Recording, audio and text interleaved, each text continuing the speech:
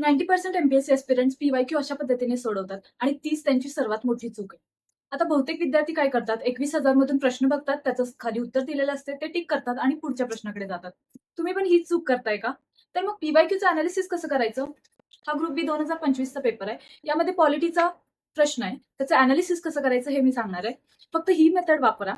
सर्वात आधी प्रश्न कोणत्या टॉपिकवर आलाय हे लिहा. फॉर एक्झाम्पल इथं राज्यपाल या टॉपिकवर क्वेश्चन विचारलाय, तोही आर्टिकलशी लिंक करून. स्टेप 2, आता लक्ष्मीकांत मध्ये तो टॉपिक उघडा आणि वाचा. ऍटलीस्ट जे आर्टिकल्स या प्रश्नात ऑप्शनमध्ये दिलेले आहेत ते परफेक्ट करा. आता बघा की या टॉपिकवर मागच्या 5-6 वर्षात किती प्रश्न आलेत. हा टॉपिक पुन्हा पुन्हा रिपीट झालाय का?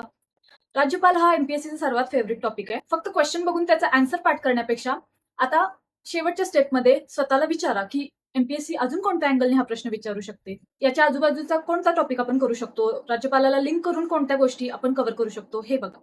इथे ग्रुप बी 2024चा पेपर आहे, त्याच्यामध्ये पण राज्यपालावर 2 क्वेश्चन आलेले आहेत. ग्रुप सी 2024 मध्ये पण राज्यपालावर क्वेश्चन आलेला. ग्रुप बी 2024 मेन्स यामध्ये पण राज्यपालावर क्वेश्चन आलेला आहे. एक क्वेश्चन फक्त सॉल्व्ह करू नका, तर त्या क्वेश्चन मधून संपूर्ण टॉपिक मास्टर करा. तर आणि तरच पीवायक्यू तुम्हाला उपयोगी पडते. ही रील सेव्ह करा आणि आजच अशा 10 क्वेश्चन्सचं अनालिसिस तुम्ही स्वतः करून बघा.